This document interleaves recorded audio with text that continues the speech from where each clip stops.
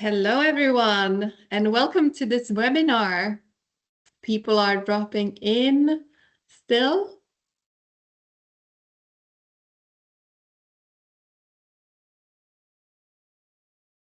I think we will start and people will keep on joining us. That will be fine. Anyway, welcome. So great to see all of you here today at this webinar, Embrace Off-Season and Grow Your Sales. My name is Helena von Schultz, and I will be your host today. I work as a project manager for Åland University of Applied Sciences, and we are one of the 11 project partners in this project Light in the Dark that is organizing this event today. And you will shortly get to hear more about this amazing project, which aims to help tourism entrepreneurs in the Baltic Sea region to create off-season products to attract tourists to the region all year long. It is really great to see so many of you joining us today. I think we had around 200 people registered from around the Baltic Sea to this webinar. And at the moment, I can see that we are around 50 people here live. So welcome to all of you. We have a very inspiring program ahead of us today. You will, as I already said, learn more about the Light in the Dark project and how its solutions might help you on your business journey. And then we will also dive into why nature tourism and off-season can be a great opportunity. And we will get some great inspiration on how to find your unique assets and selling points for off-season. And after that, you will also get to hear 2 stories from 3 entrepreneurs who have already embraced off-season.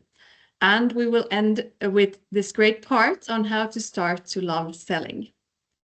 And I cannot wait to dive into today's program. But first, a few practicalities. Since we are so many, your microphone and video are automatically switched off, and they will remain so during the whole of the webinar. And if you have any questions to us organizers or to any of the speakers today, there is a Q&A chat where you can write your questions, and we will try to answer them as we go and if we have time. And there will also be a short mini break about halfway through the webinar for you to stretch your legs, get another cup of coffee, or just have a small toilet break. And this webinar is recorded, and a link to the recording together with presentations and materials will be sent to all registered participants after the webinar. But now, without further ado, let's begin. I want to introduce our first speaker, Janina Selin from Novia University of Applied Sciences, Head Project Manager for Light in the Dark. Welcome, Janina. Thank you so much, Helena. What a great introduction. Really good job. I would like with starting to wish everyone as well a super nice welcome. My name is Janina Selin and I'm the project manager of Light in the Dark, and I'm sitting here in Novia University of Applied Sciences in Finland, in Turku. Pretty snowy out today, loving it. Super happy to see that so many of you have been interested in this event. Over 200 people have registered for this, so it is truly, truly inspiring. Speaking of inspiring, I'm going to try in the next few minutes to give a kind of a practical introduction to what Light in the Dark is all about, and then most importantly, what it can mean for you and also your business. So, we got to start with the challenge. Most of you people have heard this story before, or then you know it really well. The summer is kind of full, your guests arrive, bookings are flowing, and your time is completely used. But once the autumn comes and the days get shorter, it becomes a bit more quiet, sometimes even too quiet. This is probably something people are familiar here during the seasons. What we've seen across the Baltic Sea region is that this quiet season isn't a lack of interest. Actually, on the contrary, There's a growing group of travelers actively looking for what you already have in abundance. You've got the silence, the calm landscapes, local food, authentic encounters, and a nature that feels honest and also real. So the problem isn't really the lack of potential. The problem is that the SMEs often stand alone with questions of how to turn this potential into something sellable. And that's exactly what Light in the Dark kind of set out to change. So we built this project around a simple idea. The off season doesn't need to be invented. It needs to be made accessible. So to do that, we started with listening. First of all, what the SMEs told us. So we interviewed businesses across 6 countries and started to hear kind of the same needs. So questions like how do we prepare guests who don't know winter conditions or autumn conditions? And also how do we describe an experience when the weather might change completely? And lastly, how do we build something meaningful without big investments? Um, these questions also became kind of a starting point for this project, because then we moved on to also figuring out what travelers said. So we did have an off-season visitor analysis, so kind of looking into their behavior and then asking really what people value. Overall, the questions were pretty, well, surprisingly consistent. It was more about the warmth, safety, and being well prepared, such as small groups, clear expectations, personal stories, and also an experience that feels connected to just a local lifestyle. So the visitor analysis kind of showed that the people weren't really looking for perfection. They're looking for more a form of honesty, atmosphere, and slight guidance as well. So then based on this, we created 3 experience categories that would then help businesses to shape their ideas. And you can see them here. The first one being active adventure. So here, think about simple outdoor activities adapted to conditions. So not really trying to fight the weather, but rather using it. The second one is nourished by nature. So experiences built around recovery, well-being, kind of slowing down, and this is also perfect for shorter days. Last but not least, we have local lifestyle, and that was more focused on these everyday traditions, food crafts, culture, and just things that feel genuinely local. So this model overall helps you to see what you already have that can fit the off season. So then we, of course, within the project had the fun part, the piloting experiences with the SMEs, which is also all the pictures showed in this PowerPoint are all from our pilotings within the Light in the Dark project. We tested everything from moonlight paddlings, guided night walks, sauna-based well-beings, activities during storms, fog, and darkness. And we did learn quite a lot. First of all, weather isn't the problem. What matters is that guests understand what to expect. Equipment and preparation really tend to change everything. A warm drink, proper shoes, a headlamp, small things really make a big difference. And also, of course, atmosphere and storytelling turn this form of darkness into a strength. So really, visitors saying such things as the weather making the experience better and not worse. So you don't really need these big investments, but you do need to focus on a clarity, a structure, and also the confidence to use what you already have. So from all this work within the project, we created tools that are now available for you. First of all is the off-season handbook. So it's kind of a simple step-by-step guide for creating experiences.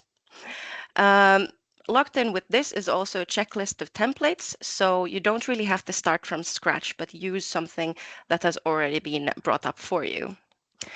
We've also shared the marketing insights from our cross-regional campaign and also a growing media bank. So this is more like a ready-to-use image and video bank that you can use when you want to start marketing these off-season products. Last but not least, we also have an upcoming AI tool, and that is more to help you turn your idea into a structured, sellable product within minutes already. We want to focus on everything being made to be practical and adaptable and also easy to use for you. Of course, all these outputs will also be linked in the email after the event, and we also link them in our newsletters. Okay, so you might be asking now, why does this matter? Why does this matter to me? We strongly believe in the project that the off-season is the real opportunity. Not because the weather is perfect, but because guests are perfect. The off-season visitors, they appreciate this form of calmness, authenticity, the local host who really know their environment, and also the unique stories. Of course, the off-season with this gives you the space to experiment and time for quality experiences as well with your guests. Not to forget the revenue in months that are usually empty or quiet for you, and also bringing in guests who are willing to pay for something special. So keeping in mind that you don't really need these large groups, but rather just having the right groups. So in the next phase of the Light and the Dark project, we are focusing fully on supporting our SMEs. And this, of course, then means that we are having trainings and workshops, just as this event today is one example of what we're doing in the project. We have the practical tools that you can use immediately, and we also focus on supporting when you want to start your own kind of off-season development. Last but not least, the Expanding A tool is also planned to be kind of a tool for you to make the product creation even easier. So the goal for us is pretty simple. It's to make the off-season development something you feel confident in doing and something that also brings you real value. Thank you for giving me these few minutes to talk about the Light and the Dark project, and also thank you to everyone listening and all the work that you already do. We thoroughly believe that off-season isn't a limitation, it's more of an invitation. So I'm happy to answer any questions you guys have here today. And I would also love to hear your own ideas, challenges, and dreams. You can see here in the PowerPoint my contact details, and you're more than welcome to reach out. Thank you so much. Thank you, Janina, for that great introduction to Light in the Dark. I have myself worked with this project for a year now, and I just find it really amazing what we have been doing. But let's move on. We're going to dive a bit further into the possibilities and opportunities of nature tourism and off-season. And today we have with us no one less than the Secretary General for the Swedish Nature and Ecotourism Association. I want to welcome Johan Engström. The floor is yours. Thank you very, very much. I'm so happy for the invitation, and I will try to find my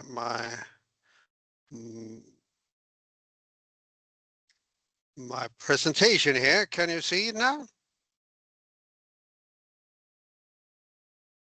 Hope you can. Yes. I don't. Yeah. Thank you. So I'm. As you said, I have a very fancy title. We'll skip that. The more important thing is that we are working with to make the Swedish nature tourist companies as good as possible. Not only the companies, for there we also need to have the system around them. So we also work with trying to educate politicians, decision makers, everyone that needs to do the changes for the better for the companies. So that's actually what we are working with. We are the voice for the whole nature-based nature-based and ecotourism in Sweden. We also have international partners like Adventure Travel Trade Association. We have kind of the same mission. They work globally and we have the same as them, but we work nationally. We're also having, since many years now, more than 20 years, developed, and it's still developing, the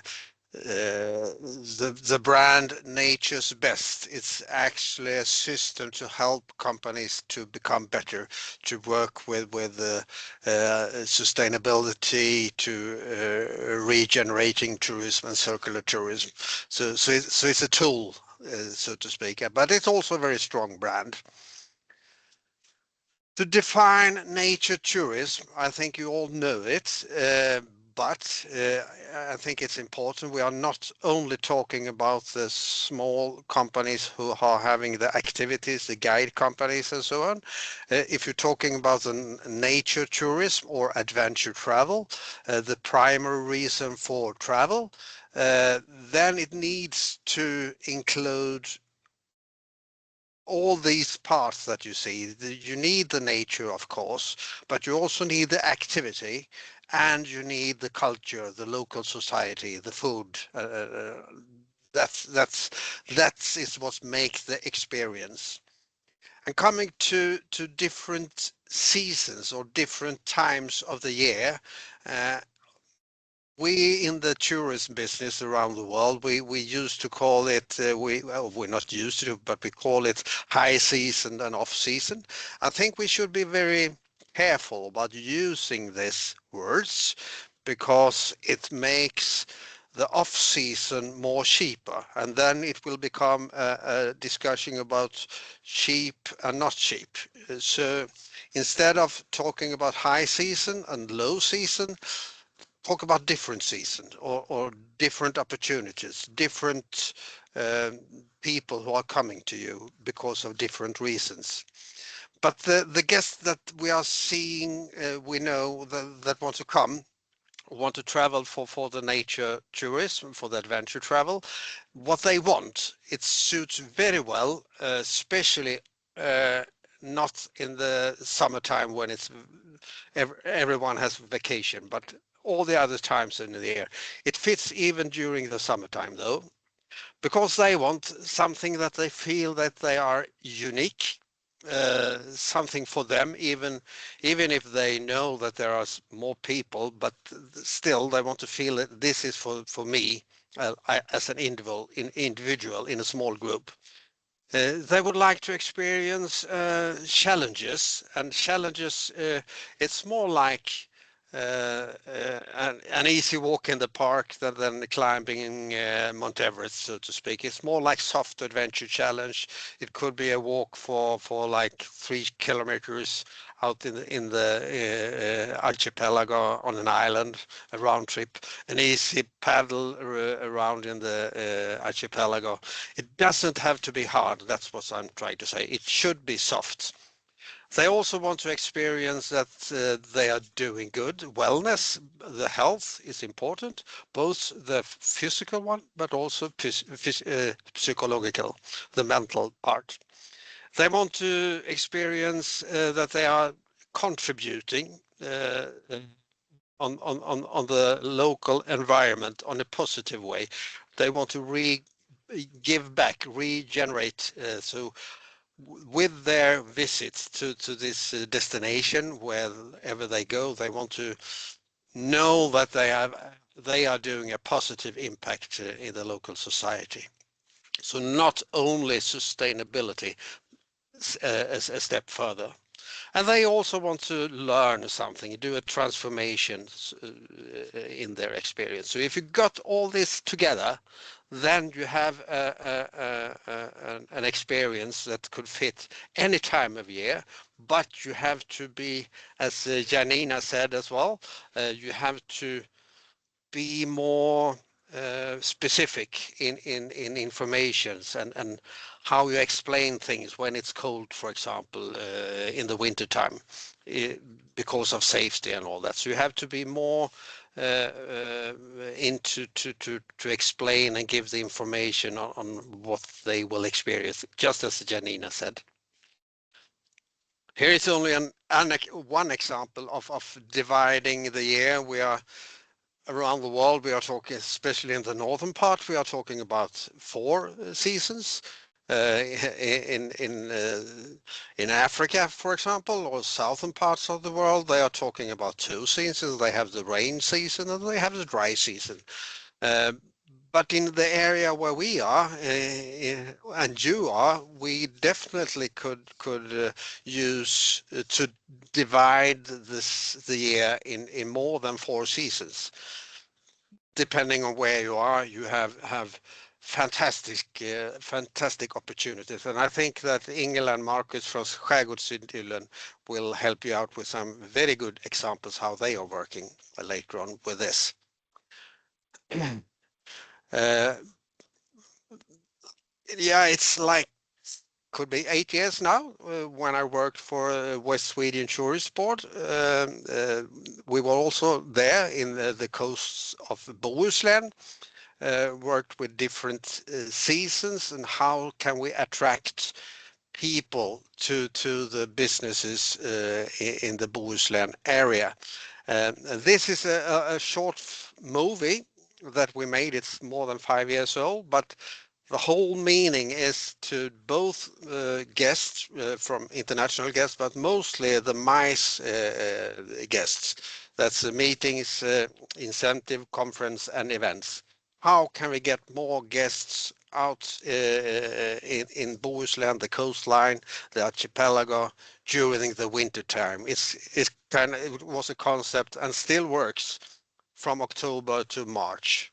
So we'll see if I have a movie, and the whole thing about this is that of course we know that there are hotels will have the facilities to have smaller or bigger conferences, but the whole point is that it's the activities outside, the outdoor activities that makes the whole difference. And it's all about contrast. For example, if you're out paddling in a kayak in the wintertime, it's cold, you need the equipment, you need the right clothing and all that, and you can't be out that long because it's cold, but you can be out. But then it's important to work with the contrasts, cold, warm, wet, dry, the smellings, how things smells, the visual, dark and light, all the contrasts that we experience, and all our senses, invite them and work with them. That's a good thing to do. So let's see if we can roll this movie. Do you hear the sound? Is there sound on?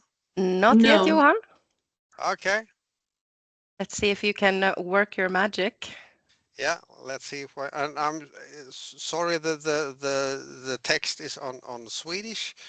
So now let's see. What did you say? Where should I go for the sound? You helped me out before.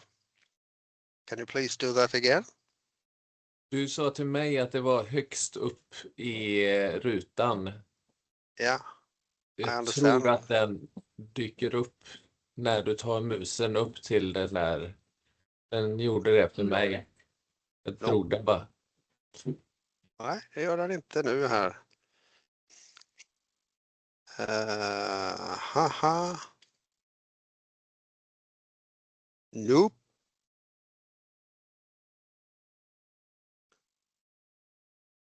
Could you show the video, Johan, without without the sound? Yeah, I can do that. I would love to see Imagine the it. sound and that you hear both music and also sounds from fire, from the nature, you hear the birds and so on.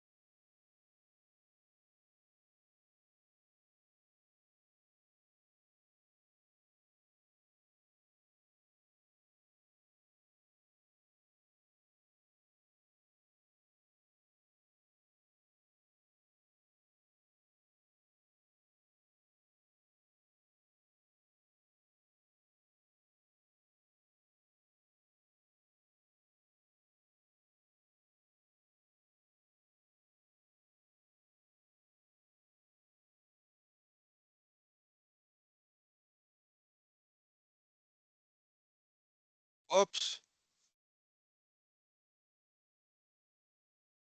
So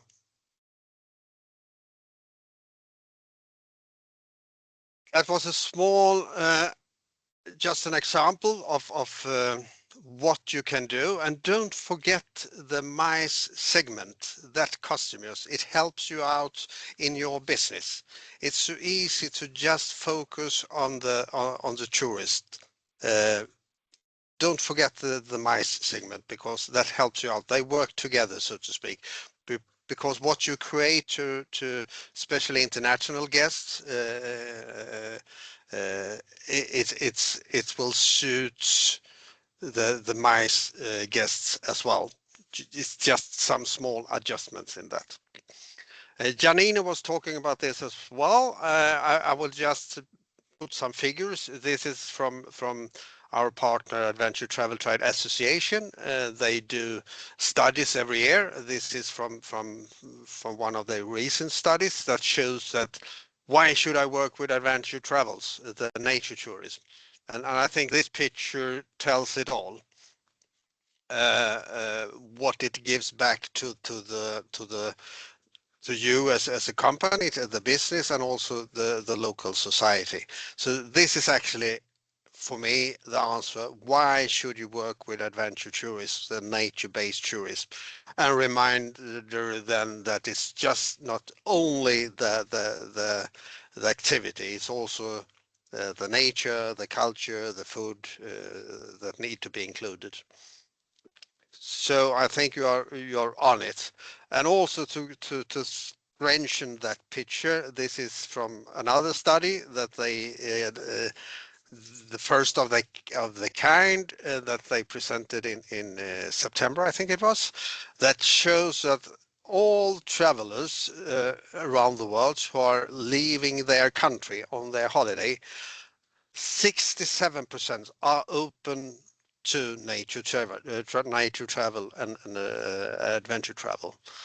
That's very important. And 40%, 40% of them, their only reason for travel is nature experiences.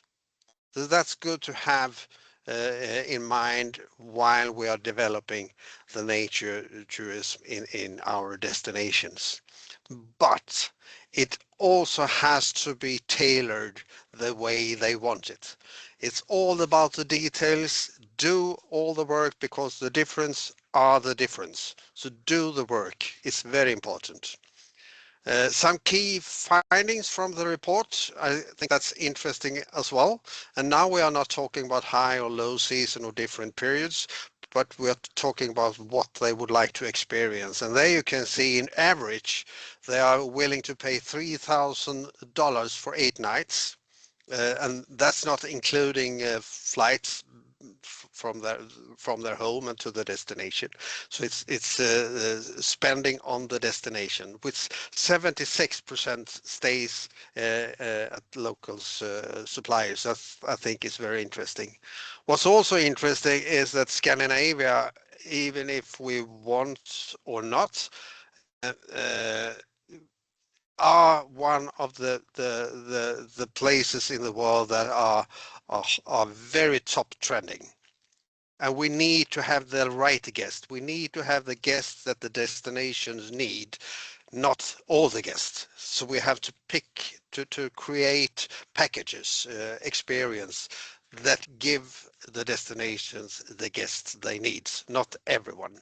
So there is also a shifting that we can see from how we worked before. Then we said everyone come here and experience. Now we have to pick the guests to have to get what we need to maintain sustainability. Interesting, I think, as well, especially for our region. It's that culinary gastronomy, what we eat. It's for the first time in the history the most wanted activity together with the nature experience. And that could be a cup of coffee over open fire. It could be a cinnamon bun. It doesn't have to be a dinner on a restaurant. But what we eat and drink are the guests very interesting, and especially they want to know the story behind it. They want to know the local producers behind it. So give them that are highly demanded trending activities together with the safaris, wildlife, hiking, electric bike, kayaking, boat trips, and so on. This is also interesting, I think, that 49%, and that's getting higher and higher. More and more have it. To be competitive, you need to work with sustainability methodically. You just not do it. You have to prove what you are doing and give that the information. And also, and especially when we are working with conditions where it's could be cold, rainy, windy, it's very important to have documentary safety and risk management plan to have that. And as you see, it's increased from last year to this year, and it's going up. So that's important. Booking online, of course, is important, very important, and all the companies who works around the world who has participated in this, they say that they are looking forward to the next years. So what does it take to truly attractive both international and domestic markets, the guests, and do attract the type of visitor that my destinations need? That's good for you. That's in all the three perspectives. Then you must have, or good to have, some things that you have to taking care of. Of course, you should be a member in us. Marcus and Ingela are that. It's good for your brand to show the world that you are working together as a united unit. So it's good for your own brand to show that you collaboration with others. And our brand, the Nature Naturturistföretagen, stands for sustainability and so on. You also have to be sure that you have to take care of yourself and especially the guest if something happens. There, the first aid in nature, we have a partner with Nols Wilderness Medicine, which is good to have because foreign people, they know the system Nols, so it's good to have that. And you also need to follow the guests depending on which market you're working, all their travel cycle, so you can give the information to them in the right time and the right information. It's the same as we're talking about. This is the period of when they are dreaming. Then they come to the booking part. Then they come to the planning part. What information should I give them then? And then just before they arrive, what information should they have then? And then they arrives. What should we think about when they are here? And then what should we give them when they are back home again? So we need to put the guests in focus and thinking about their perspective. What do they want? And to help with that, I just want to show you the Nature's Best system, what we are working with. It's 6 different themes that the companies has to work through and do so every year to maintain the label. This is also an example to what we know that the companies out there must have. So therefore we have education for our members on our website, so that we can try to help them to learn and to have what the guests are asking for, so that they have everything in place. So become a member, please join us. And here is to end with some examples of companies who are members who has done the job, who are working with the process Nature's Best. I think you can see and recognize many of these brands. Horses of Taiga up in the left corner, they won the Grand Travel Award just a week ago for their work.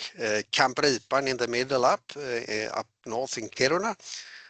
Arctic Bath, fantastic place, and also the Tree Hotel and the Adventure Mine in Dalarna. And there are many more companies, of course, who have the Nature's Best, and also many more companies who not have the Nature's Best but still doing a very, very good job. For example, the guests coming later on here, Ingela and Marcus from Skärgårdsidyllen. So for that, thank you for listening. If you want to come in contact with me or us, here can you see, we are right now working with a project together with the region of Stockholm. That's we called Växtkraft, and there you can read more about that. It's exactly what we are talking about today. That's what we are working with in Växtkraft. So thank you. Thank you, Johan, for a great presentation. So if you are have a business in Sweden, it might be nice to join your association. And maybe if you are in another country, there are similar associations in other countries. Do you know, Johan? Have you? Not really. There is the Adventure Travel Trade Association that work globally. We have some members from Nordic countries in our organization, so Okay. everyone is welcome to us, and also the So you can join. the Nature's Best system. Everyone can work with. It doesn't have to be in Sweden. Perfect. We believe in that's why we are working together with Adventure Travel Trade Association, because we think that the nature tourism, the adventure travel, rightly done, could be an engine for the sustainable development, not only in the tourist business but for the whole society. So please feel free to join us wherever you are in the world. We open your door. We help you in. Thank you for the invitation, Johan. And thank you for your presentation, and also for the small experience to kind of imagine sound. It was nice to watch the video without sound. It kind of really triggered my imagination. I was like, okay, what would this sound like? So Wow, it was thank a you. different experience. And it a was nice one. planned. Of course. Okay. If you have any questions for Johan, you can also write them in the Q&A chat. And he can maybe try to answer them there. But now let's move on to our next speaker, Per Johansson. He works for Stockholm Business Region and has also been involved in the Light in the Dark project. He has been one of our main developers for the Baltic Sea region marketing concept that the project has created. And he is here today to share some insights on unique selling points and marketing for off-season. So welcome, Per. The floor is yours. Thank you very much. Thank you very much, Helena. Nice to be here, to be invited to this and share our experiences and what we have done. I've been working on the project Light in the Dark for like 2 years now, and together with my colleagues in Stockholm Business Region, we have created the overall concept for the marketing, actually. So I'm trying to just guide you through. Some of you guys have probably seen it before, since I presented it a couple of times earlier. but I'll try to share my screen and we'll see if I can take you through this one. There should be the screen. And now I hope you see the screen, otherwise you have to scream, Helena. So I call it the pursuit of less. And what do we mean by that? Well, in the Baltic Sea region, we have less of some things, and that's been one of the main important things. But we do have other things. Sorry, goes too fast. I'll start with a quote, which I think is very good. I think you reckon this guy today owns a few hotels. When he started as a young lad selling stuff, his father told him, "You must sell the strawberries you have, because those are the only strawberries you can sell." And that's about it. We have to sell the things we have, the assets. The good things about the Baltic Sea region is what we're going to sell. And there have been a lot of surveys and stuff. We've gone through this, and that's what's finalized our concept by looking at this. Some interesting numbers, though, that experiences are, I think, growing very fast. After the pandemic in 2020, spending on experiences like traveling has increased by around 70% compared with regular shopping for goods or other material stuff with about 40%. So it's a clear shift towards prioritizing experiences over products, which we had Johan telling us about. We know it's traveling is growing a lot. So what is the overall concept's main purpose? Well, for us, it's been to create a unified concept for the entire Baltic Sea region, because we have to look at things from a helicopter perspective. Our main purpose is to attract international visitors to experience something truly unique and exceptional on an exceptional destination. Because we look at it as one region, because we have a lot of countries and there are differences, but there are similarities, and we have tried to work with the similarities to find and unify the whole concept. This is a shape you might reckon. It's the Mediterranean Sea. Today, the Mediterranean Sea is a very common thing. Let's go to the Mediterranean, and it's like Mediterranean food and whatever. And that's been around for a while as a tourist place to go to. If you twist it around, it looks like this. And for me, it's very similar to this, which I would like to look at it, not call it, but I would look at it as the Nordic Mediterranean Sea, which is the Baltic Sea. If we can get in people's minds to look at our region in the same way they look at the Mediterranean region, we have gained a lot of things. And we can only do that by working together, which is important. So the Nordic Mediterranean Sea, that's also what shaped our common graphic design logo, where I used all the colors from our mutual flags and created dots, because dots on a map represent places that only is a dot until you fill them with something. So it's a kind of symbolic thing to put them as dots, and I just like randomly placed them out in the shape of our region, the Baltic Sea, and then of course the name. So this is the overall marketing name for everything, the umbrella. So what's the purpose? Well, it's about packing and market the entire Baltic Sea region by using the uniqueness of the region, and think of it as one destination, but it's with several options. That is the main purpose. One destination, the Baltic Sea region. So a lot of Janina and Johan has been speaking about this. We have tried to turn people's minds, because there has been a thinking of that people don't travel in the dark, they don't like the cold, they don't like the rain, but we change the mindset of people. We create positive experiences from what normally are seen as negative. We turn things around and give a different perspective to travel, which is very interesting. The collocation is a fact today, and traveling in the dark with the headlights and stuff. People traveling from Australia just to float into the Arctic Sea up here, it's like, yeah, kind of crazy you might think, but it's good. So our mission, what is our mission? Well, we have to take away the fear of the cold and the dark. We're going to create the perfect surrounding for relaxation, because using the nature phenomena as fog, storms, frost, snow, moonlight, and darkness, we make the dark, quiet, and calm period into the positive experience, because these are the travelers seeking authenticity. So who is the travelers? Well, we know about it because Janina was talking a lot about it. We define them as the nature tribe.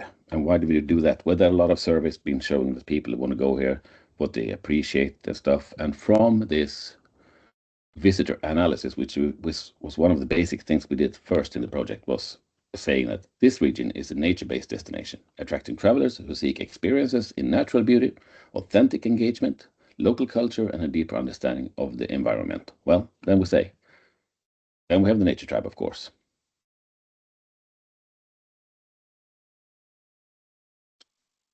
But like I said, we're going to start with we start with the overall concept. That's what we were working with, because you guys want to work with the smaller perspectives. And then I was thinking of how do we show this? What do we do in like 4 simple steps? Well, the first step is what we try to do with this project. It's to attract international visitors. Why do we do that? Well, and how? We do the overall marketing of the region. That's the stuff we've been working on now for a couple of years. 2, we have to present and share the unique values we have. It's like Janina and Johan told about, we got the nature, we got the food, the culture, activities, and of course we got the seasons and we got the darkness. So when we got people attracted, we're going to show them, what can you do here? How can you experience this? Because we got their interest, we show them, these are fantastic things. And what's the next level in marketing? Well, then you have to create attractive packages and offers, because you have to sell something to them, of course. So you have to make products that is easy to understand and also easy to buy. You got the interest, you got the people here, they find things. I want to try this, I want to try that. Then we have to create and pack and market easy selling products. And then maybe most important of all, deliver more than expected once they're here. Johan was into that as well, because what do we do by delivering more than expected? Then we are creating new ambassadors. We're getting the word of mouth speaking. People expecting one thing, getting something even better. You can imagine people coming home and talking about the Baltic Sea region, how amazing, how fantastic it is. So these are like different steps where we are mainly working on number 1 and helping with the tools and stuff you to create number 2, 3, and 4 with all these fantastic tools that Janina presented. And these are experiences we was talking about, because we try to pack the whole entire region. But Janina already told about these ones. We defined 3 different areas: local lifestyle, nourished by nature, active adventures. And you probably heard them more than one time before I'm telling about, so I'm not going to go in closer, but these are some of the identified kind of things we think are going to be attractive to selling. So what is our concept message then? Well, we was talking about less. So we focus on what we don't have, but we're positive and we give energy with amazing sceneries. We also create contradiction between imagery and the fact that we have less of some things, because the things we leave out fill in the gaps in the minds of the viewer, and it will confirm that less in this case is more. And maybe you've seen a little film that we made, but I'm going to show it shortly here. You will see it once again, with or without popcorn, you decide. And that is where we try to catch the spirit of everything I've been talking about and create the feeling, the kind of soul of the Baltic Sea region. So I'm going to show that, and I want to send these words with you, which I always use when I do my work. Don't go too far, because stay true to who you are, because that is the uniqueness you have. Don't ever try to copy anyone else, because do the things that you do best and do it right where you are, because that's where people are going to come. So here we go, and let's hope we get sound and stuff. Nothing.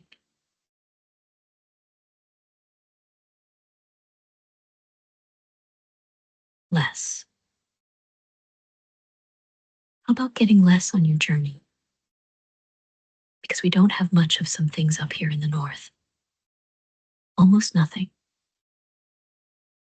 No sounds, no crowds, no stress, no pollution. We avoid junk food, cheap souvenirs, and tourist traps.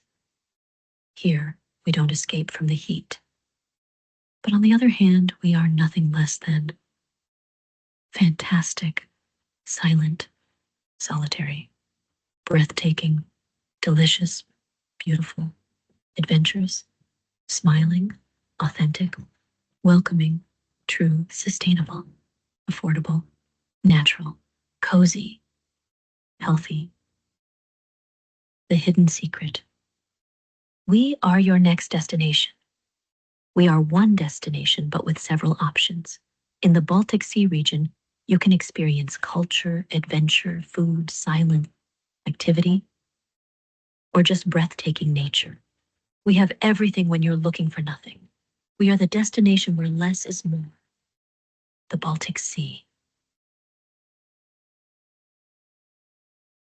Nothing less.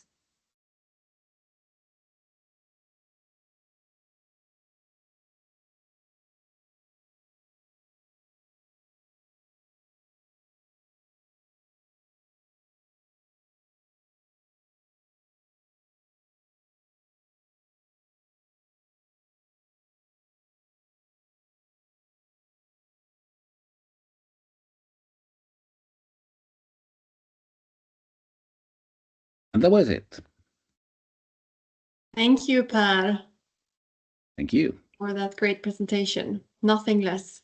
I think we're going to take a short break here, leave you with this film and all the inspiration and thoughts from these first presentations. Take a short break and go and grab another cup of coffee, maybe stretch your body a bit, move around, do a little dance, whatever you feel like. And then let's take a 5-minute break and meet back here at, what time is it now? 14:53. So in 5 minutes, we'll start 14:58. Okay, so see you in 5 minutes.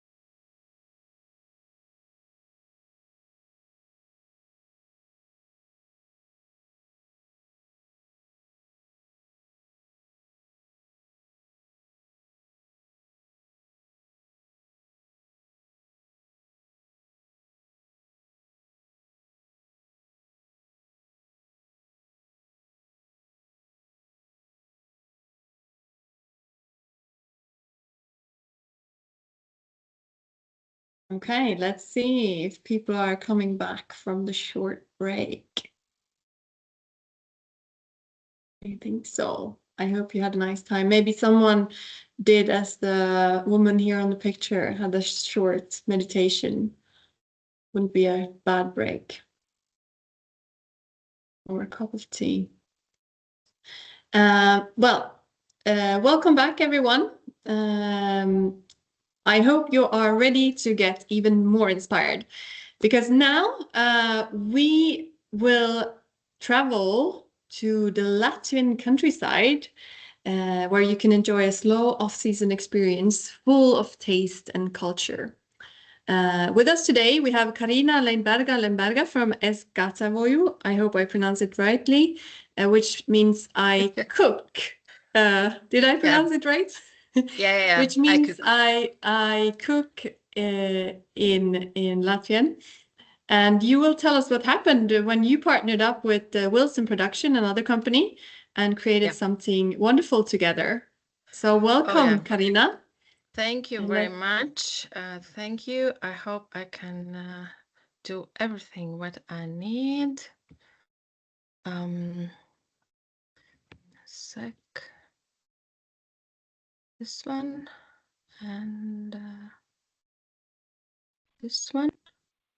Can you see the presentation? Yes, but with your notes at the moment, so okay. if you can share it full screen. Yeah, then it's okay. I will do it one more time.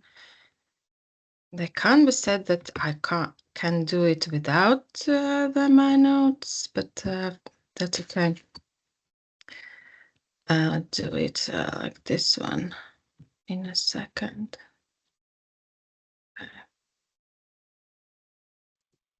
Like this one. Yes, now we can see it.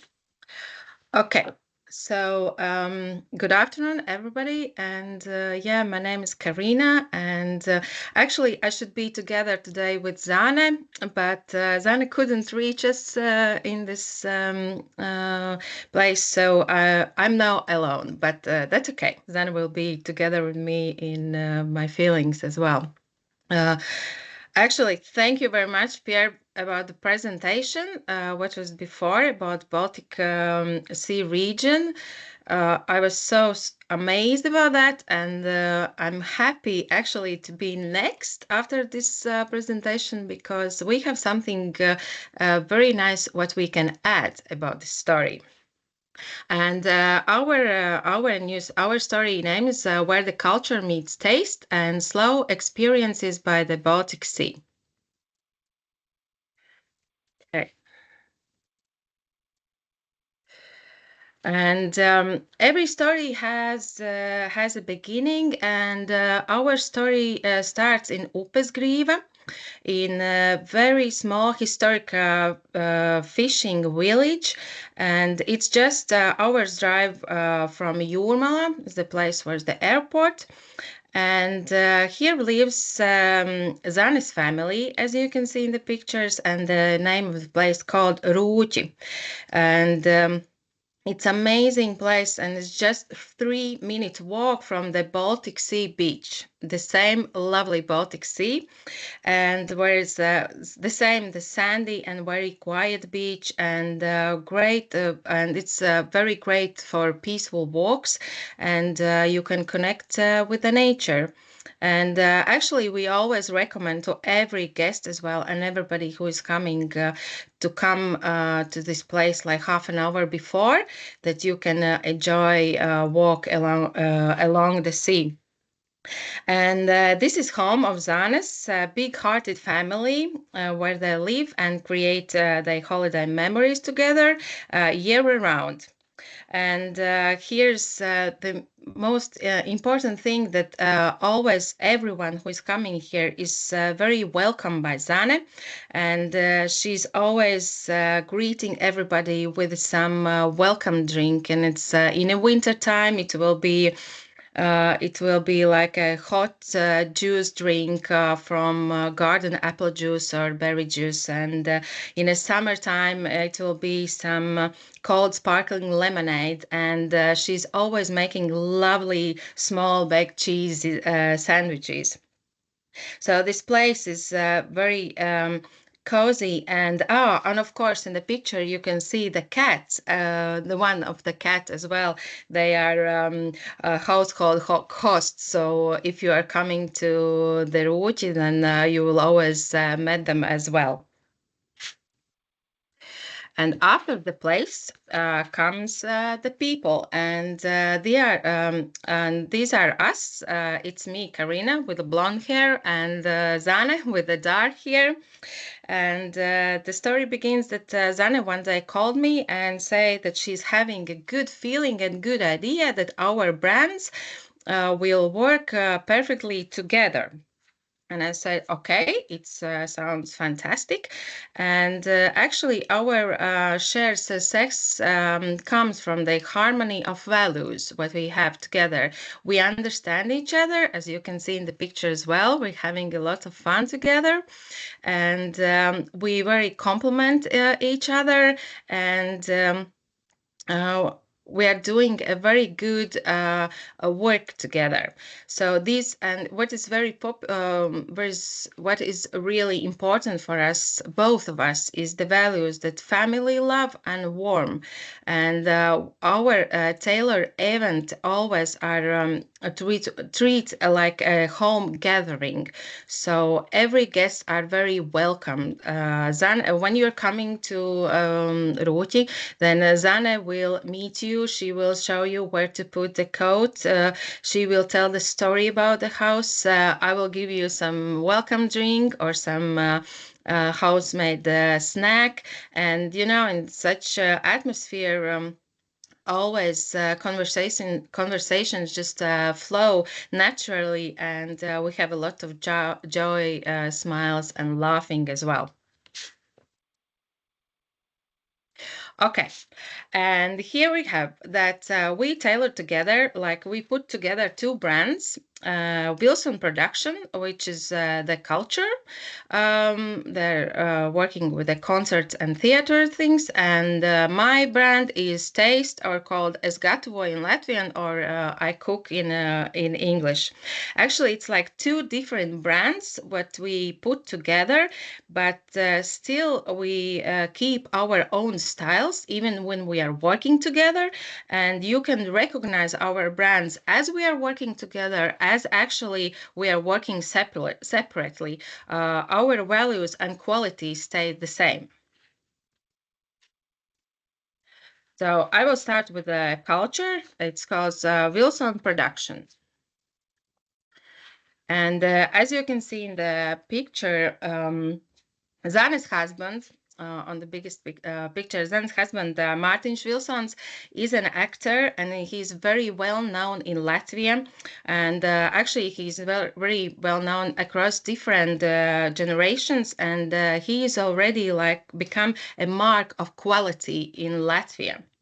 And their family and Martin's idea was that they opened their home doors to everybody in 2021. It was like in a COVID time. And everybody here and they were starting to make a concert. So they are starting to make some events. And what is very important that everybody here arrive like a guest, but leave like a friends. And even the artists, they're, as you can see in the picture as well, they're very different. And Wilson's are very different. Yeah, here you can enjoy academic, chamber music events, and theatrical performances. Actually, the Wilson Veranda is one of the smallest private concert halls in Latvia with excellent acoustic. And what is very unique as well, there is a piano.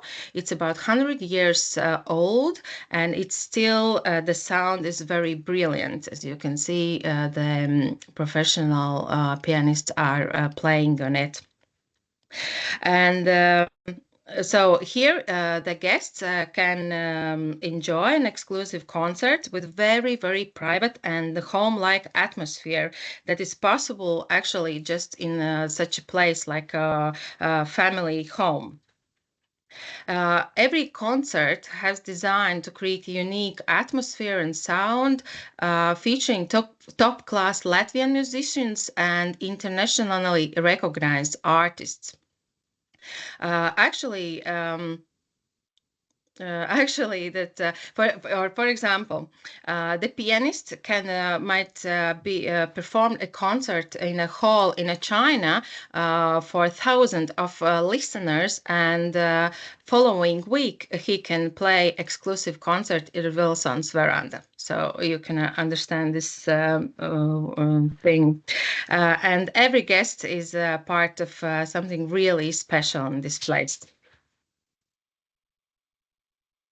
Okay, and our story then that cultures meets taste, and this is my brand, Es Gatavoju. And so we tailored the food to match the culture, and it's all made like in a lovely home like atmosphere. So it's like freshly baked bread, cheese made following family traditions, smoked meats, fish which farmed and proceed here in the local producers along the Baltic Sea coast.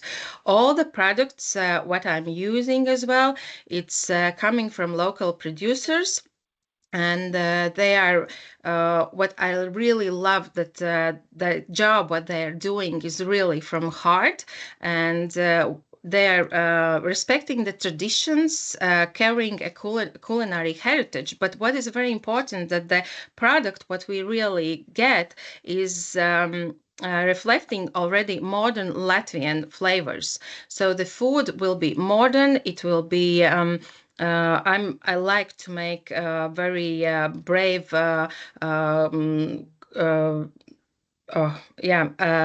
this combining the taste, flavors, and it's actually a very good like taste adventure to all the people who are coming to our event. And creating a home gathering as well, this atmosphere is very important to us, as I said it already before, and that's why always we welcome guests to the beautiful set tables, and actually is the same, decorated with candles and homemade elements by local artisans. So these festival tables for me, it's remind my childhood, my lovely gatherings in my place, and in these events, I really like to share it with all our guests. Actually, I know that there's someone from Denmark and Sweden. Is it true? Is someone? I think so. And there was a very interesting thing, what I have been told, that in Denmark, you have like Hajj, and in Sweden, it's Fika. So this feeling of our events is a little bit like this one. I hope I pronounce it correctly. So, and then we put all together, and our project name, the new brand, actually is the Finer Pleasures of Life. The Finer Pleasures of Life are designed events for adults, and where guests have opportunity to enjoy the peace of the countryside, experience the harmony of culture and taste, and enjoy the hospitality of home holiday. It's the choice for those who, while the traveling, seek peace, meaningful experiences, and the true atmosphere of the Baltic coast. The cultural programs and the food taste we will tailored individually to the number of guests and the performances. The place it's about we can start it from 6-person program till 25 at the moment. And we are always saying to the people that they can dress comfortable with a touch of elegance, and because it is a small home gathering, and for example, in cooling weather, they're always welcome to show their knitted items like lovely shawls or scarves as well. Okay, and we have created our Instagram profile. There you can see the QR code. Please welcome to follow us. And I will put the latest our video that you can feel a little bit of the finer pleasures of life. Hope.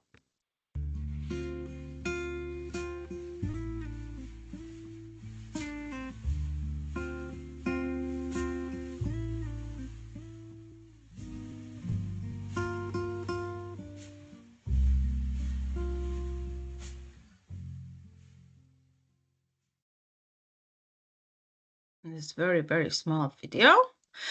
And yeah, thank you very much. Thank you for your attention. And we look forward to welcoming all of you into our home. And there's some contacts. Please, if you want to contact us, or you always can find us in our Facebooks and Instagrams in the social media.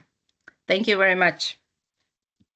Thank you, Karina. I definitely want to come. Sure. When can I travel to Latvia next time? I love it. And I really, you said something like arrive like a guest, but leave as friends. Yeah. That really stayed with me. That's actually always happens because of this because everybody's when we are coming in, even the people like first time, they're always greeting with a big smile, and Zana is always, oh my god, hello, we are so happy to see you. And afterwards, in their leaving, you can hug them, and it's what is very, very interesting, and it's very actually it's so amazing that we can do that there because it's so private. Lovely. Thank you so much for this. We will move on now to another company. This is a company on west coast of Sweden who have managed to shift their perspective on off-season, or low season, as we say in Swedish. And they are here to maybe help you do the same, or at least inspire you. So I want to welcome Marcus Holgersson from Skärgårdsidyllen. Welcome. Thank you. Thank you. So my name is Marcus. And my name is Ingela. And we will share with you. I'm actually trying to find my presentation to share with you. And then we will talk about our company and how we work. But the first part is that we will actually take you to our place. So let you see and experience what our guests are experiencing.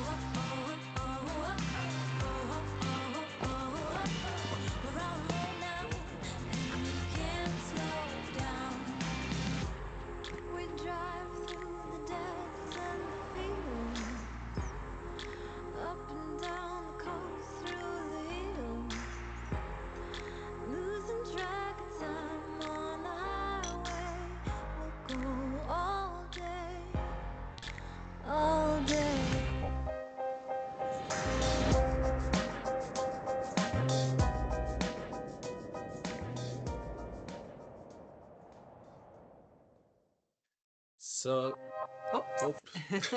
So that's a bit about our company. And where we are. And as you noticed, most of the pictures were not in bright sunlight and in the summer season.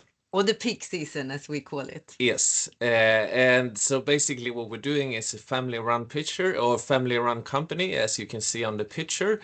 The kids now are actually A bit older. 17 and 19, so the picture is getting a bit old, but we prepare to keep it that way because we look young and fresh.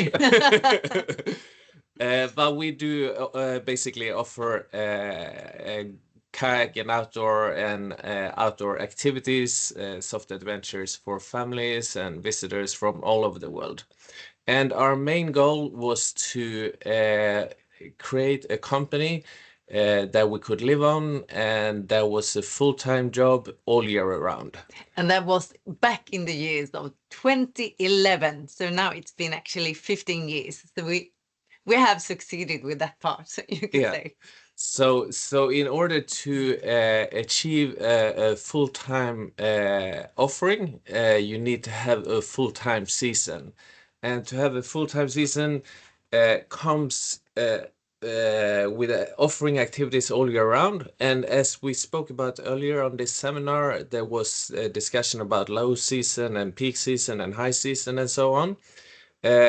We decided to change the words because even in the words we sort of affect the reader. So if you ask someone, would you like to come in the peak season or would you like to come in the off season? Or the low season. Yeah, already there, I think you sort of triggered the guest to choose to have the peak season because it sounds more attractive.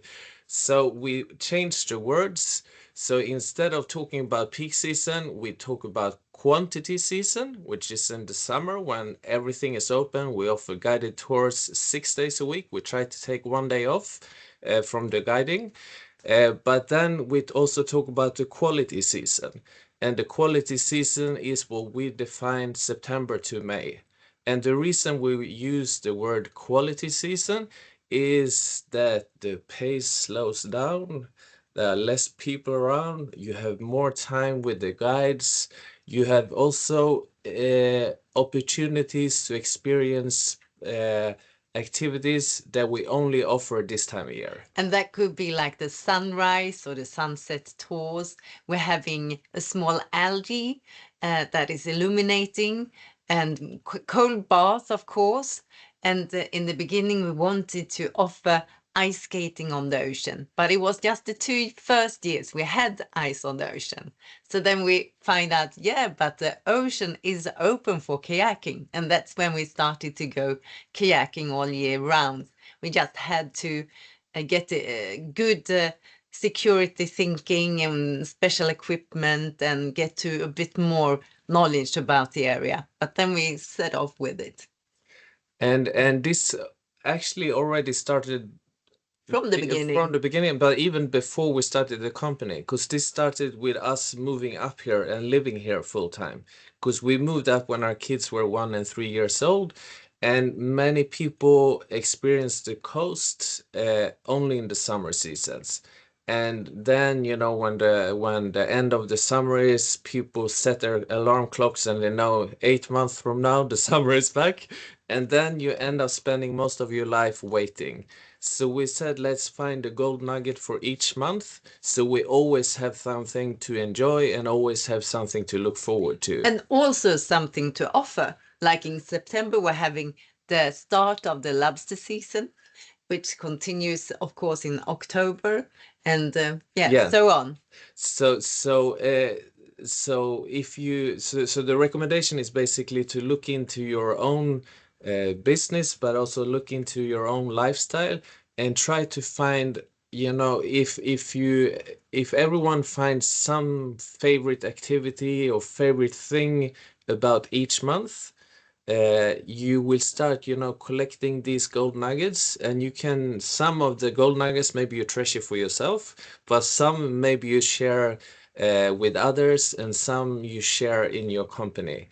So, and if you think is so hard to find the gold nuggets, then do the other way around. Find what you hate about each month, and then you will be able to take these, because everything that creates a feeling is good. Because if you make a list of things you don't like, you can always find a different angle on it. So if you say, ah, it's so dark, yeah, but dark is also opportunity to enjoy stars, to enjoy Fire. fires, to enjoy stargazing, to enjoy the Nordic light and so on. The hot beverages. Yeah. Mm. So that's good. And also the biggest challenge we usually say in the quality season is for people to know that you exist. And you're open.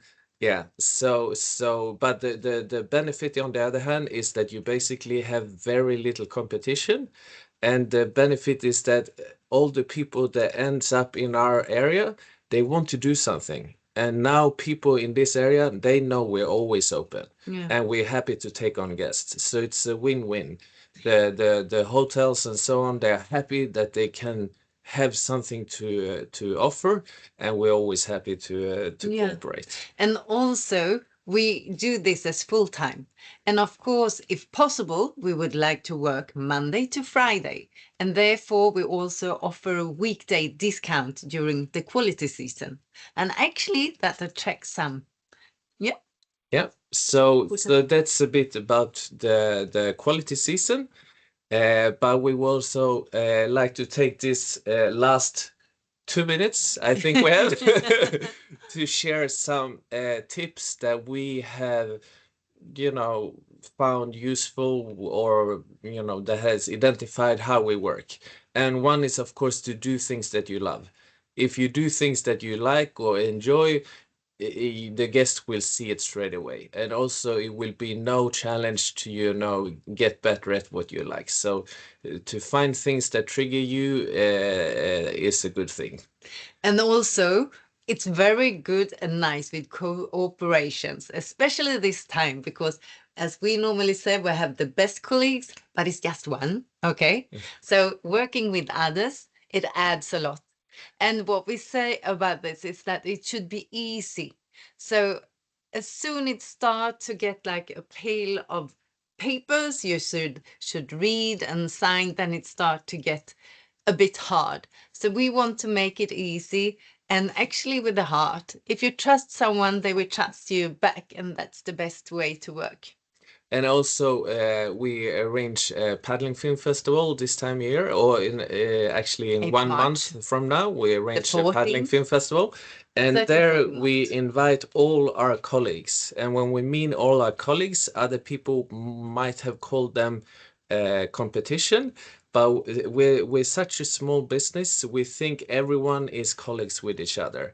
And that's a good mindset to have, to cooperate and see the potential in each other. Yeah.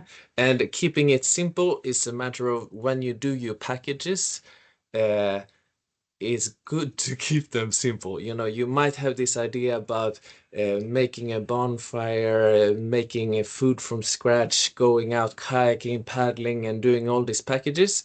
But sometimes it's good to break them down and see, okay, we can prepare this, we can let the guests do their own fire when they're back in the house afterwards, and so on. So keeping it simple is usually a key to success. And as someone else, I'm horrible with names, but one of the previous presentations said, having something extra that wasn't expected from the beginning is always a very good way to work. And I think it was Per who said that think international, and that's actually what we did from the beginning.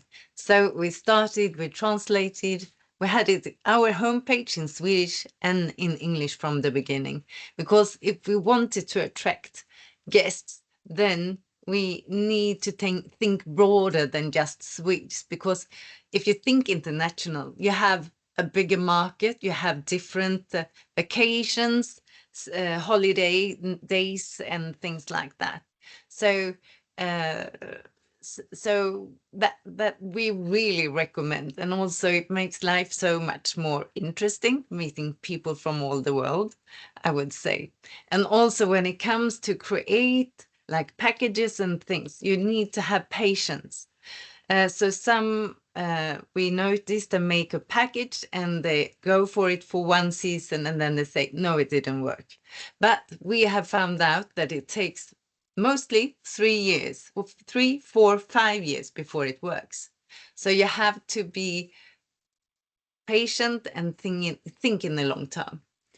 And I guess the last thing, if I would summarize this to keep us on track with time, is to oh yeah, you No, got then that one. yes, I thought another one. No, I thought about we do products and activities that we would like to do when we go on holiday. I think that was sort of the starting point with our company, was that we saw that many people came to the coast, but they maybe just stayed on the shoreline. And for us, just leaving the shoreline and going around the closest island or a few islands gives you the feeling of freedom and the feeling of adventure. And that was something that we wanted to share with with our guests. So I think we will leave it at that for now, because we had our 10 minutes and we're Swedish. We try to keep our time very strict. But if you do have a question, do not hesitate to just send us an email. We had a QR code and you will reach our home site, and from there you hopefully we get a lot of inspiration, information, and so on. And last but not least, welcome to come and visit. Yes. Thank you, Marcus and Ingela. Such an inspiring presentation and what you do there. What I've taken also from Carina, and now you brought it up again, the importance of collaboration and also joy, seeing others as colleagues. Love it. Okay, we are going to move on. Thank you. To our next speaker. It is a great pleasure for me to introduce her. As an entrepreneur or business owner, sales is important. I think we all know it. It is inevitable. And without sales, no business, right? Yet many seem to dread it a bit, maybe find it a bit difficult or uncomforting. And that's why we have invited the one and only Julia Olin from Yes Communications to be here with us today. She is a truly inspiring and energetic sales and business coach who helps businesses increase their sales and grow. So I'm hoping that if you came into this webinar feeling that sales and selling kind of makes you a bit stressed or uncomfortable or even maybe anxious, or that it's just not your favorite thing, I'm hoping that this next session, this is our last session for today, will ignite kind of like a mindset change and serve as your starting point to truly love selling. Welcome, Julia. Thank you so much. That was an enormous and beautiful start to this presentation. So I'm really, really happy to be here with you today. And not only to be here with you, but also to be able to share about my favorite subject, to start to love selling. I won't say much about myself, that's unnecessary. But one thing I want to say before I actually start is that I really just want to give all hands up or like applause and everything to you guys who are doing the job. I think this room is full of many entrepreneurs, small business owners who are passionate about what you do, and you're doing an awesome job. I don't think you get all the credit. You don't get enough credit. You deserve so much credit for everything you do. And a part of my job is to inspire and to help small business owners and CEOs to grow their company. For now, I work through my company, Yes Communications, where I'm a sales and business coach. Hello Hub is my side hustle, a small co-working community that I have up in Vasa, Finland, where I live. And I'm also part of a startup project where we are having an European application for recruitment that will actually launch in a few weeks. So I'm passionate about entrepreneurship, about business, about growth, and also connection, human connection and growth. Really shortly about who I am, so you know something about me before I start to talk about my really heart issue. If you have your paper and pen with you, please feel free to use it, take notes. I have taken notes during this first hour and a half. And take notes, there will be some questions. So if you have your answers straight ahead, just write it down for you so you will remember. And my first question for you today is, what is your relationship to selling today? When you just sit down and relax and just think about sales and selling, what is the feeling that comes up in your head, your body? What is the feeling going around, the thoughts going around in your head? This is a question I often ask people when I do webinars and so on, just to get a check that, okay, where's your head at now and where do you want to go? What do you actually want to think about when you think about selling and growing your business? The one thing that I've heard today, there have been so much inspiration through this seminar, and the one or the two words I've been hearing over and over again, it's a change of mindset to actually think in a different way, and it's to see the opportunities, to see the potential. So mindset and potential, those are the keywords I've been hearing from each one of you who've been talking and presenting before me. And I think that's just the right thing when we also talk about selling. So I asked some entrepreneurs what they think about when they think about selling, or what they're like, why do they have a sort of a slightly negative feeling, or what's their challenge when it comes to selling. And you can see here a bit of the answers that I got. And it's a lot of somewhat insecurities. People are passionate about what they do. Entrepreneurs are so often passionate about their crafting, what they do for a living, and they're really, really, really good at it. But when it comes to selling, it's like, eek. I don't want to do that. Please just let me do my passion. Just let me live it out. But I just don't want to do the selling part. And this is what many people say that I work with as well. They don't know how to express themselves. They don't know how they would dare to actually sell without being pushing and like feeling that they're manipulating people. How do I put words to it? What is really the problem that I'm solving? Am I actually giving any value to this world, to my customers? So much doubt starting to come up in their head when they think about selling, even though they're in all the people I've been working with, they're so good at what they do. They are really, really experts. So a salesperson is, I've read this book about selling that Daniel Pink has written. It's called To Sell is Human. And he made a survey, and many people were answering this question. What do you think about when you think about a salesperson? And at first they were saying like, oh, I think about a car seller, I think about a man in a suit, I see some beard and like a lot of attributes. But then they started to dig deeper, and the actual like keywords that people were saying that they thought about what it's like, salesperson, it's a pushy person, it's it's yuck, it's annoying, it's dishonest, it's sleazy, it's boring, and so on and so on.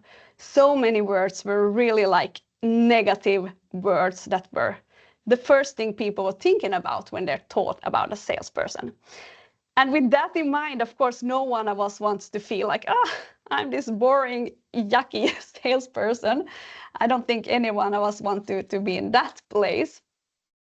But instead, this is where the mindset shift will take place. What can a salesperson actually be?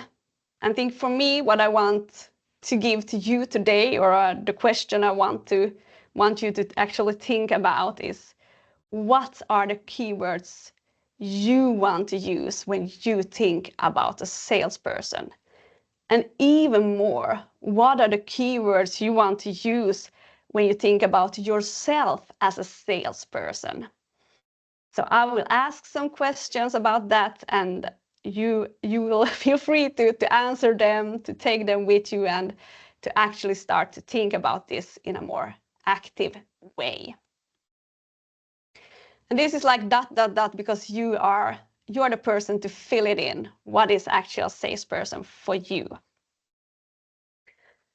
When I talk about selling, and actually when I talk about growing in sales and growing also in your relationship to selling, I see it as these two words together. I see mindset and I see action. And this is what I always promote. When you start to actually work with your mindset, start to reevaluating what sales really is, start using new words, new ways of thinking when you're selling, it automatically will give you more and braver actions. So when your mindset grows, your action grows. And when your action grows, you dare to sell more, you are more confident, your mindset will also grow. So they will equally both be giving a really lovely effect on your sales part of your business. Mindset and action, they work together. And if you then also add one more component and add some focus to that, you will see growth in your business. So mindset, that's the thing we're mostly focusing on today for you to be able to get some new thoughts about selling. That's the first part. And then you start to take more strategic action in your selling. And during the previous presentations, you got a lot of really, really valuable tips also for selling. It's what about the packaging, how you present stuff, how you can be unique, and so on. And that's really good things when you start to take action with your sales activities. And when you put focus on that, we want to grow, we want to have all year round season, all year round company that's growing, you actually will get the focus on it, you will get the growth in the business. So mindset, action, and focus equals growth. When it comes to selling, what is the foundation? I think these are the questions that I often work with my customers, and I want to also give to you today. The first one is like for me, I have a background also in marketing and in sales, and for me, marketing and sales are married to each other. Some parts are pure marketing, some parts are pure sales, but sales it's really hard to exist without marketing. So they're married to each other in a very beautiful way. And therefore, when you start selling, it's also really good that you do the marketing part as well. And this is the combined stuff. When you start to identify your brand, who are you really? Your brand. What's your brand? What's the values? What's your keywords? What do you do you bring to your customers? How do your customers feel when they have bought something from you, when they have participated in your events or whatever it is? Really like define and know this is our brand, this is us, this is what we give and what we do. The better you know it, with the more confident you will be in every sales situation. You know what you sell, you know what your value is. And when you know who you are and what you sell, what you bring to the world, you should figure out who is your customer.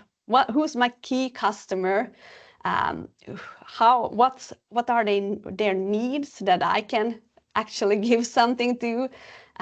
What do they long for? What do they dream of? Everything. Just know them so much so you can talk to them in their own language, in their own feelings and words, and through that you are more able to actually sell to them. And what makes your customers buy? We talk about price, and we talk about, I think for my clients always talk about, oh, we are experts in, we have the best products and we have the best customer service. And these two are really, really, really important. But if every company in whole the world says that, okay, I have the best products and I have the best customer service, what makes your customer choose you? What makes you unique? Why do they really want to have the thing that you offer? And quite seldom it's the price. It's a lot of things, and they can say that it's the price, but mostly it's not the price.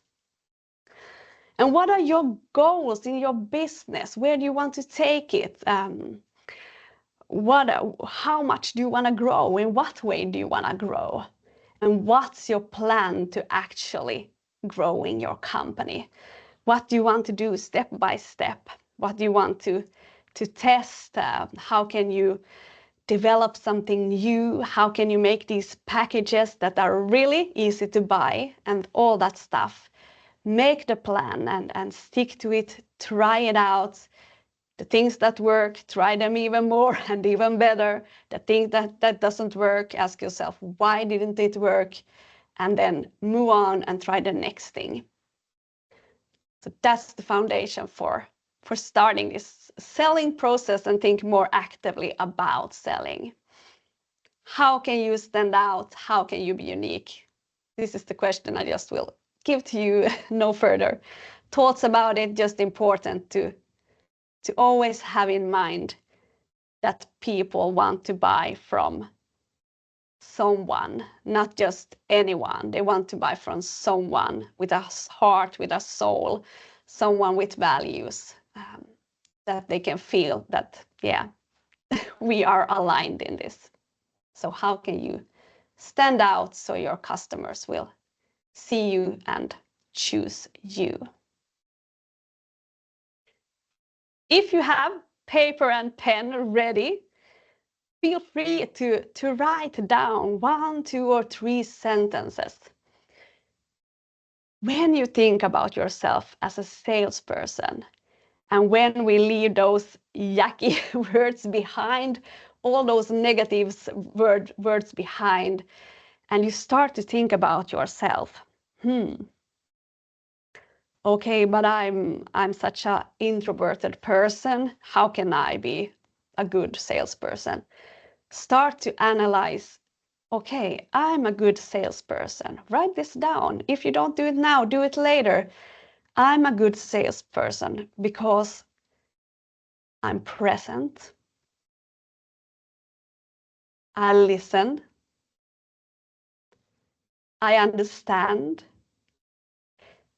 It doesn't matter what your personality is, but just use your personality and be a great salesperson. Use all of your strong sides and you will have it will actually give the result in your sales business. It's said that introverts and extroverts actually are as good, their numbers are equal, they sell equally, And then we have those who are in between, who are a little bit extroverted, a little bit introverted. They actually sell a little bit better. And we won't dig too deep into that now, but you can use if you're extroverted, use it, but you have to challenge yourself to be a bit more introverted. If you're introverted, use it. You have so much there, but challenge yourself to be a little bit more extroverted as well. But define yourself as a salesperson. That's 100% your personality. Who is that? Just think about it, let it be with you, and grow more and more into that identity that, okay, these are my strong sides, this is my personality, and this will make me an excellent salesperson. A few words that I like to mention just to wake your thought about what it can be to actually sell. What's your role when you are selling something? Your sales process, I bet they're quite different from each other's. They're different from mine, but still we are people selling to other people, and that means we always have some kind of discussion with them quite often, or if not, maybe it's just our webpage. But if you sell to a person via phone or email or whatever, you have a really important role to grow into that sales role. So the first role I want to send out to you is to be a listener, to actually listen to what people say. As an extrovert person, for me instance, I have to actually focus to listen. I have to be present. For an extroverted person, it's easy to talk and easy to mingle and get the sales talk going, but we have to learn to listen. And for another person, it can come much more naturally. But everyone wants to feel that they are listened to, that they are taken seriously, that they are respected, that their opinions and questions matter, and so on. So when you show respect to potential customers, you will actually have a lot of more easy way for you to sell to them and to win their interest when you listen to them. And the next role is to actually coach your customers. And I'm a coach, I'm a certified coach, and I love questions. I love it. And this is so useful in every conversation you have with the customers. Not questions that doesn't matter, but questions that actually matters. Questions that lead them forward in their process of making a decision. Do they want to buy from you or don't? Is your product or your service, is that the right fit for them? Start to ask them questions. When you ask, the customer will sell your product to themselves. You don't actually need to sell it, because they will give the answers and they will hear themselves say, oh, I want this. I need the relaxation. I want to have the time out. I need this kind of environment or event right now. And more they convince themselves to actually buy from you. So there to actually put the ball on their half of the, I don't know what it's called, but let them take the questions and you just let them also listen to what they say to themselves. It's really, really valuable for you. And in this you can actually also step in and become a detective, because people will also answer questions that they think you want to hear, but also listen to what's not being said when you have a sales discussion.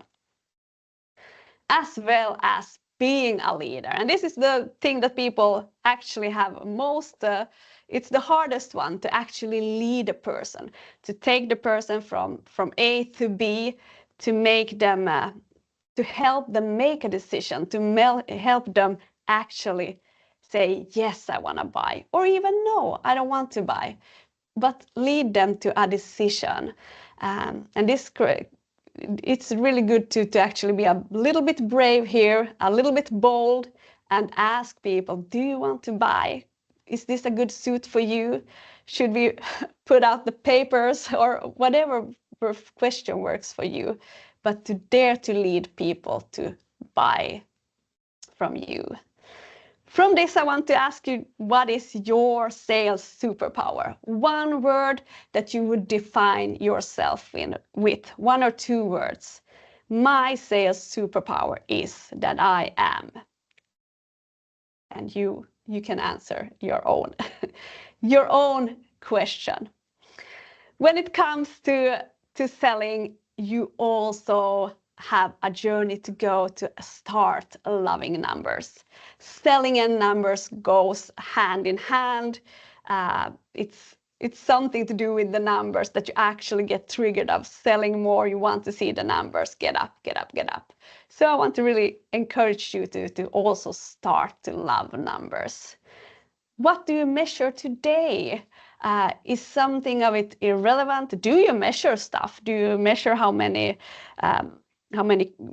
offers you have gotten? Do you measure like how many sales you have? What are the numbers you're following up on?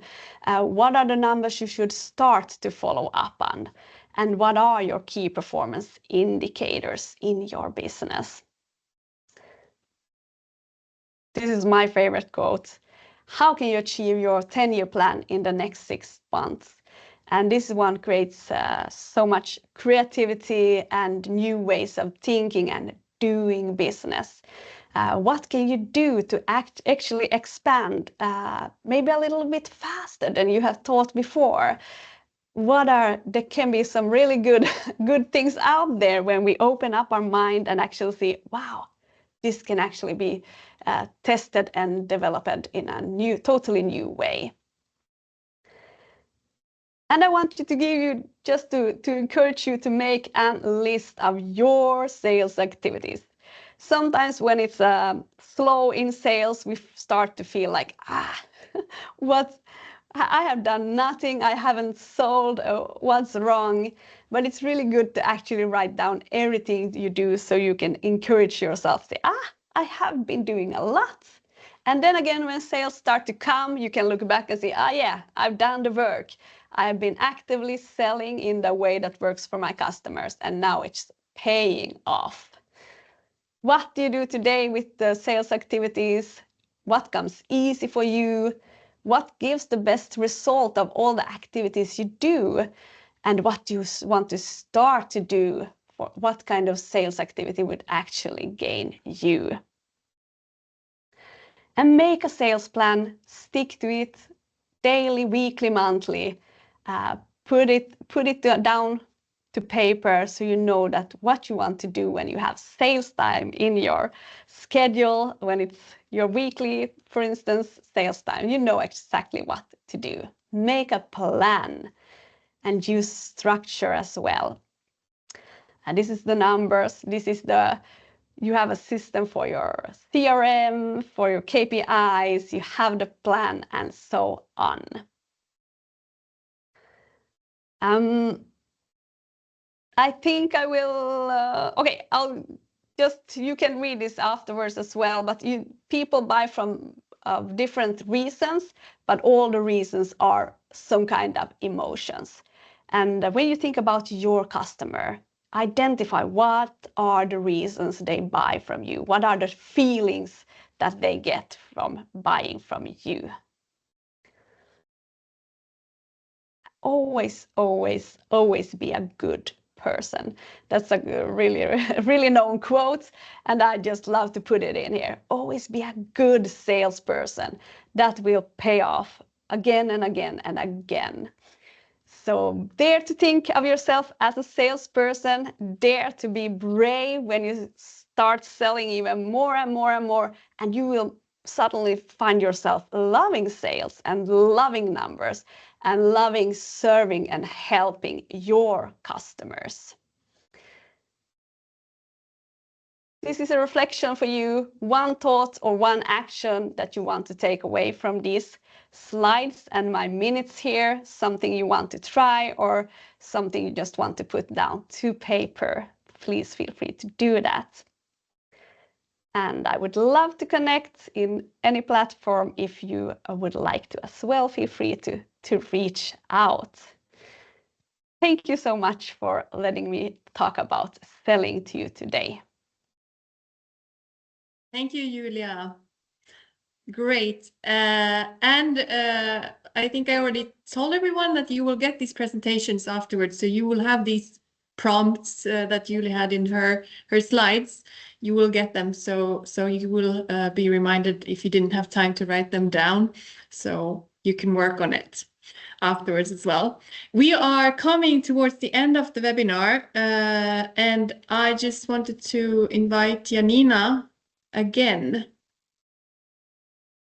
Yes, thank you, Helena. I'll try and keep this short as well, but I wanted to kind of before we start wrapping this up, I wanted to invite everyone who's been here today to reflect a little bit of what you've heard today.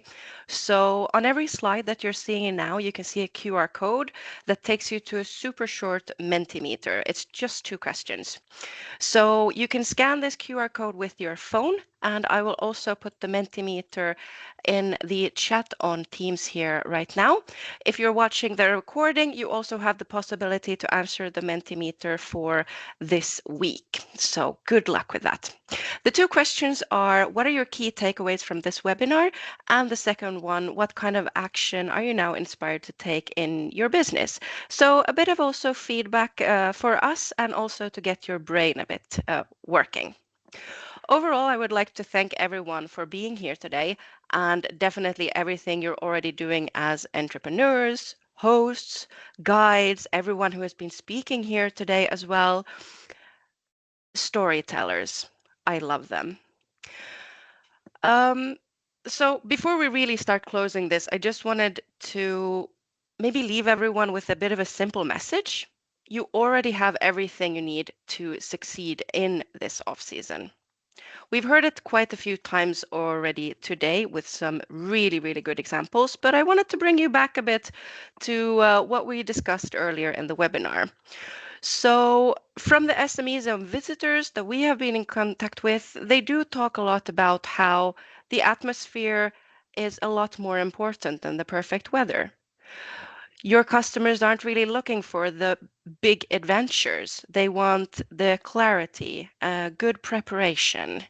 And let's try and skip also the mass tourism. That's definitely not something this tourism group is interested in. They're more likely to look for something that is more authentic. They want they want your stories, your knowledge, your landscape, your way of living. So maybe it's time to start small. Just this one idea could be enough, just as Julia already presented here earlier. It's not really about, doing something more. It's about doing what you already love, but just having a bit of a slight tweak on it. This has also been showed in all the testing that we've done within the off-season experiences around the Baltic Sea as well. So these are definitely some examples. I just brought some that could maybe work for you. And last but not least, you don't really have to make it perfect. You just have to make it real. So just a bit of a wrap up here. I can see, Helena, there are already quite a lot of answers coming in here. We tried to keep it short. So 2 questions. I'm going to leave this QR code up for an itty bitty bit still so people can answer. And I would love for you, Helena, would you like to have some finishing words for this webinar? Yes. I just want to thank everyone as well from my side. It has been a great pleasure to be here with you today. And I hope it has really left you with some inspiration, new insights, new ideas that you are taking on from now and being like, okay, let's go out and do this and this. Or I want to try this. Or wow, I got inspired by that. And as I said in the beginning, the link to the webinar recording, as well as the presentations, will be sent out to everyone who had registered for this webinar. So you will get it shortly. And I think I will leave it there and just wish you all a wonderful evening and rest of the day. And of course, feel free to share the inspiration that you have got from this webinar with friends and colleagues. And as Janina also already said, be in touch with us if you like. And thank you. Together we create light in the dark. Thank you for being here today. Thank you, Helena, so much. Bye-bye. Bye.